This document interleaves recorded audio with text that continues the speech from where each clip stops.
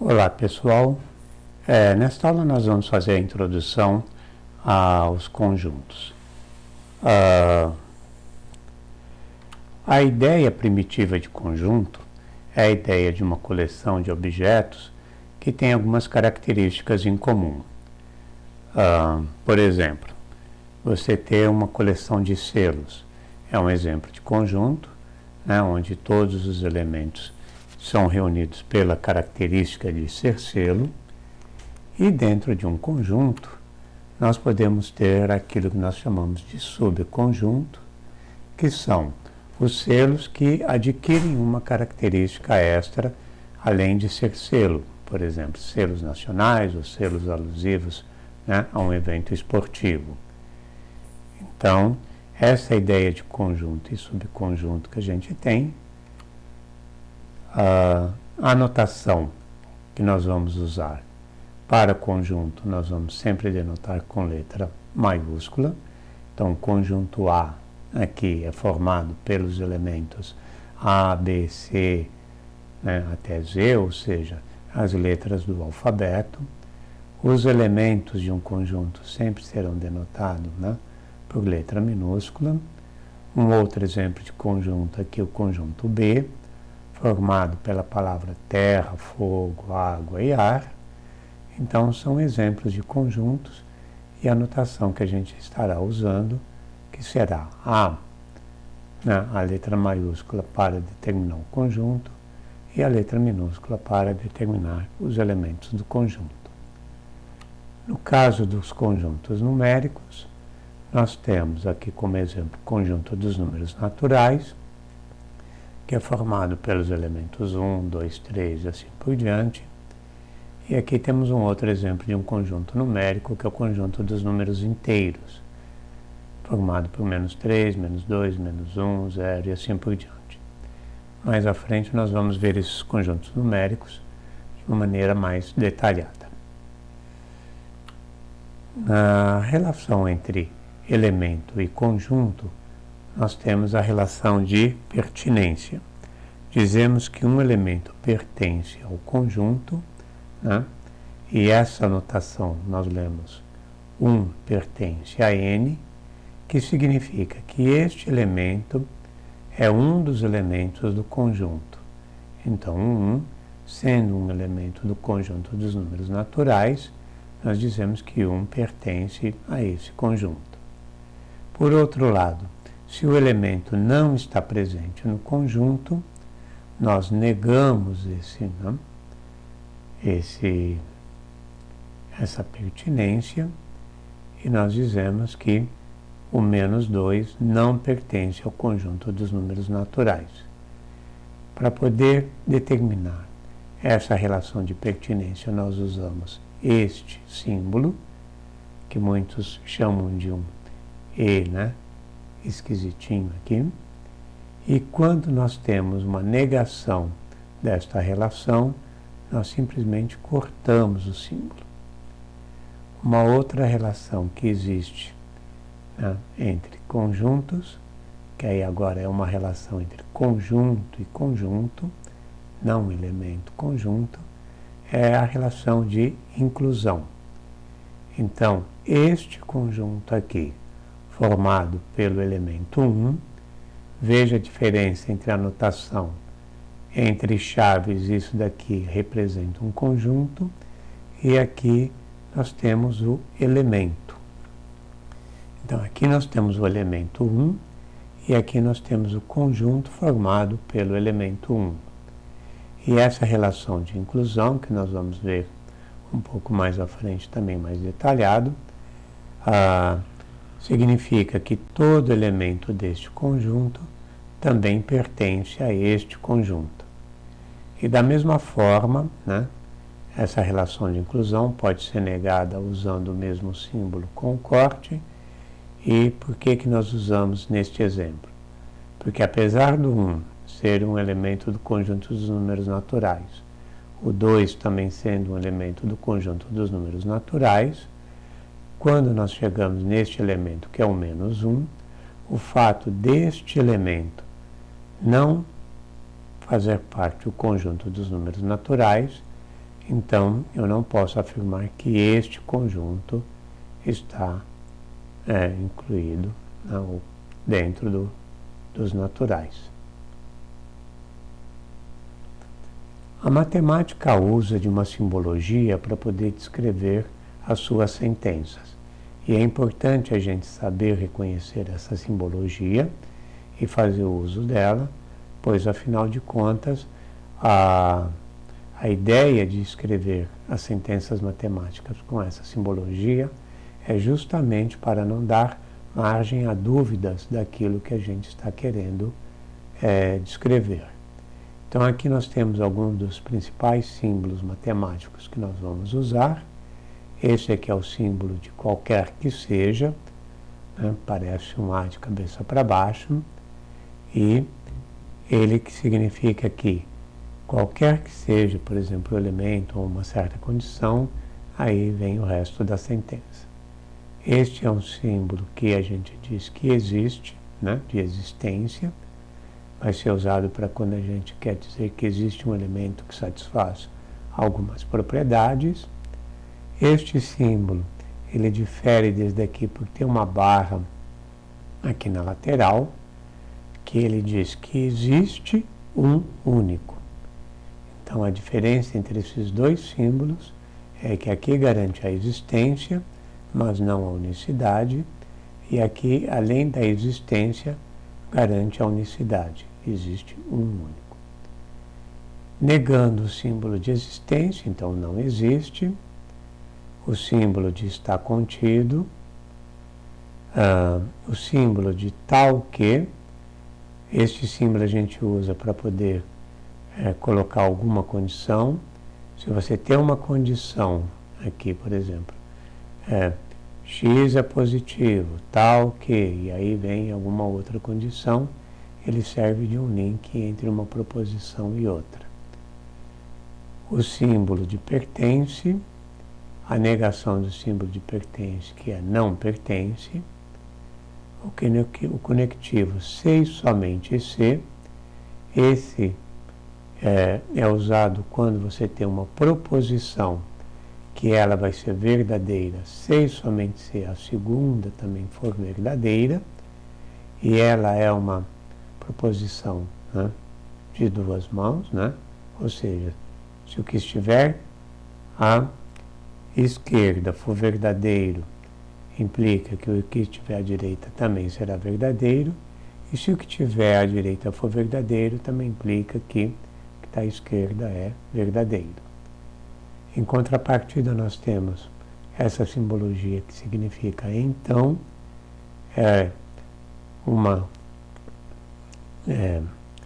proposição de uma única via, né? Se isso acontece, então posso garantir que o que está aqui também vai acontecer, mas veja que se o que estiver aqui à esquerda for verdadeiro, me garante que o que estiver à direita também é verdadeiro, mas o fato de que estiver à direita é verdadeiro não garante que o que esteja à esquerda seja verdadeiro, porque é uma via de mão única, tá? Aqui, repetindo de novo, né, está contido, o contém, que é quando um conjunto contém os elementos do outro que está aqui, né, à direita, a negação de não estar contido, não contém, e a operação de união entre conjuntos e intersecção. Nós vamos ver algumas dessas simbologias conforme a gente for usando e vamos dando detalhes sobre elas, tá? Como exemplo, vamos considerar o conjunto A formado por os elementos -2 e 3, e o conjunto B formado por -3, -2, 5 e 7, e aí nós temos a seguinte sentença, que, usando, né, a simbologia, elas nos diz que qualquer que seja x pertencente a A, então o que significa essa primeira parte?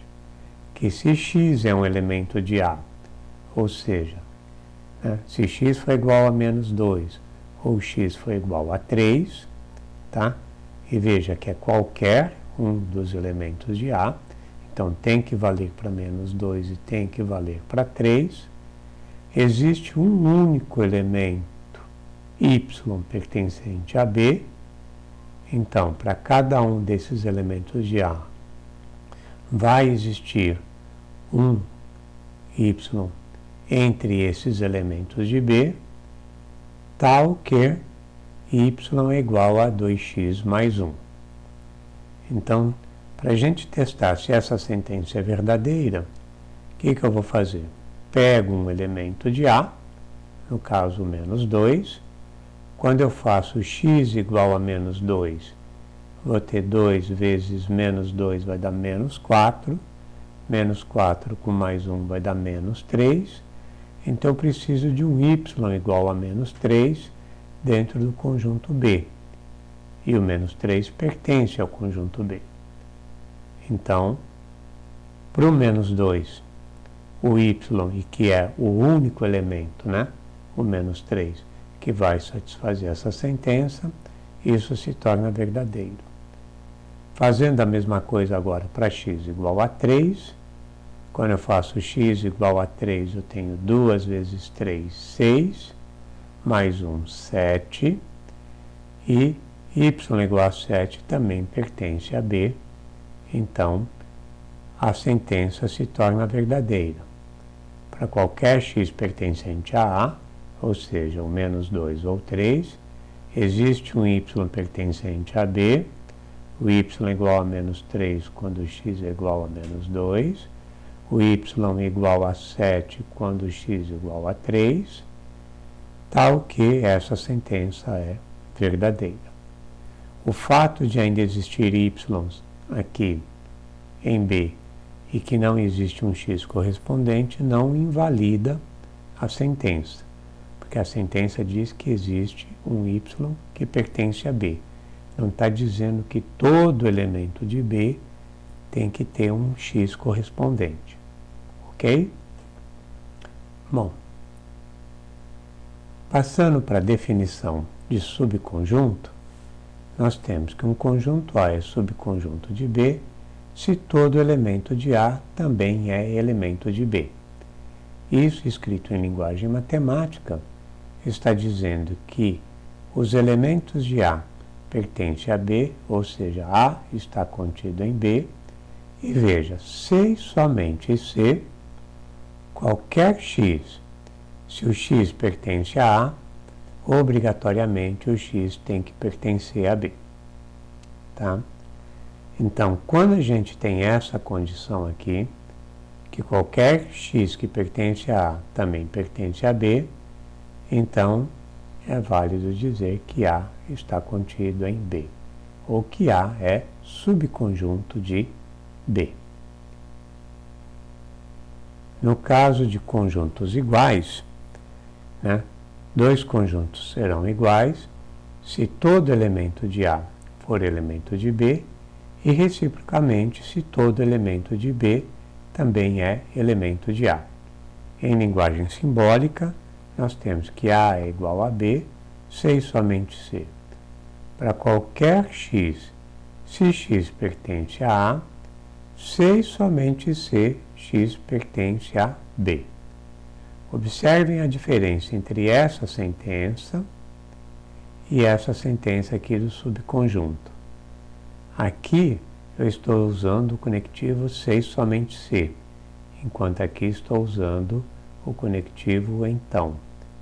Qual que é a diferença? O x pode pertencer a B nessa condição, mas não está presente em A. Mas se está em A, obrigatoriamente tem que estar em B. Como aqui é uma via de mão dupla, se e somente se o x pertence a B, obrigatoriamente ele também tem que estar em A. E ao mesmo tempo que quando o x está em A, obrigatoriamente tem que estar em B. Então, se isso é verdade, isso tem que ser verdade. Se isso é verdade, isso tem que ser verdade. Ok? Uma outra forma de a gente ver a igualdade de conjunto é que se A é igual a B, isso equivale a dizer que A está contido em B, ou seja, todo elemento de A é elemento de B e, ao mesmo tempo, que B está contido em A, porque todo elemento de B também tem que ser elemento de A. Então, uma forma da gente mostrar a igualdade entre dois conjuntos é mostrar que A está contido em B e, ao mesmo tempo, mostrar que B está contido em A. A reunião ou união entre conjuntos, ela se dá da seguinte forma. A reunião entre A e B vai me formar um novo conjunto que é formado pelos elementos que pertencem a A ou pertencem a B.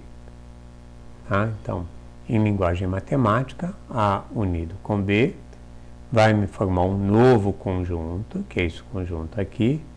E como que vai ser caracterizado os elementos desse conjunto?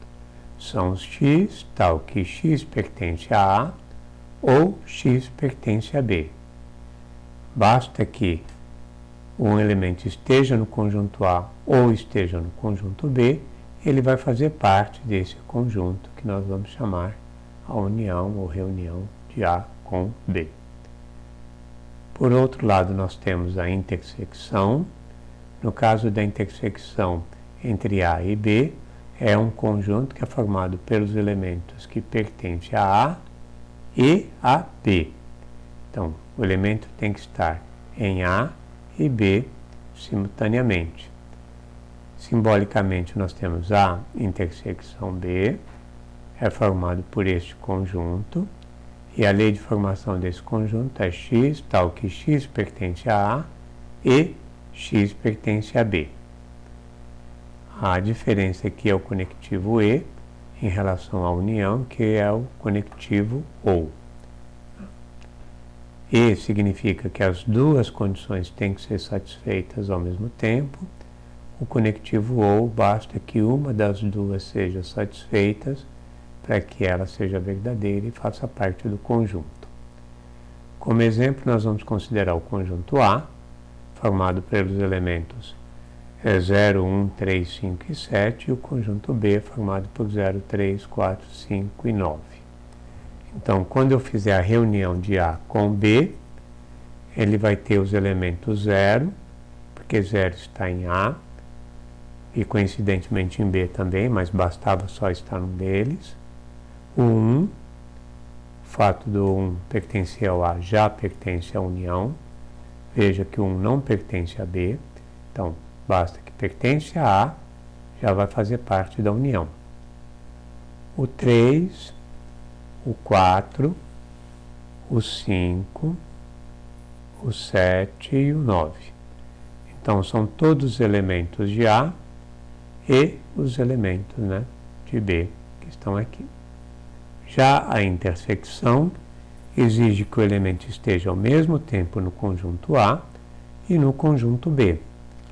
Então, a intersecção de A com B é formada por 0, porque 0 pertence a A e pertence a B, por 3, que pertence a A e a B, e por 5, que pertence a A e a B. O 1 não faz parte da intersecção, porque está presente em A, mas não está em B, e como 4 também, que está aqui em B e não está em A. Então, não faz parte da intersecção.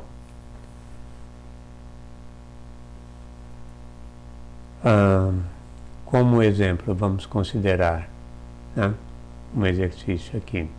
O conjunto A dado por 1, 2, 3 e 4, e o conjunto B por 2 e 4. E aí vamos classificar como verdadeiro ou falso essa sentença. Quando eu digo que A é ele, quando eu digo que 3 é elemento de A, então 3 é um elemento de A, então essa sentença seria verdadeira. Na linguagem matemática, a gente diz que 3 pertence ao conjunto A. B está contido em A, agora veja uma relação entre conjuntos, e dizer que B está contido em A é dizer que todo elemento de B tem que ser elemento de A. Então, o 2 que está presente em B também está presente em A. O 4 que está presente em B também está presente em A. Então essa daqui também seria verdadeira. E a notação é B contido em A. 4 pertence a B. Então 4 é um elemento de B, também é verdadeiro. A notação 4 pertence a B. E aqui nós temos o conjunto formado por 2 e 3 pertence a A. Bom, veja que a relação de pertence é entre elemento e conjunto. E aqui eu estou comparando um conjunto com outro conjunto. Na realidade, isso daqui seria falso, pelo fato de eu estar comparando conjunto e conjunto. Na realidade, o correto aqui seria que esse conjunto, formado pelos elementos 2 e 3, está contido em A. Relação entre conjunto é de contém ou estar contido. Relação de pertinência é entre elemento e conjunto. E a última aqui, 1 não está em B. Como 1 não é um elemento de B, a notação matemática 1 não pertence a B. Ok? Bom, nós vamos fazer um segundo vídeo com uma segunda parte, onde que nós vamos falar exclusivamente dos conjuntos numéricos. Procurem fazer os exercícios dessa parte, né, que vai estar proposta, para que vocês tirem qualquer dúvida aí.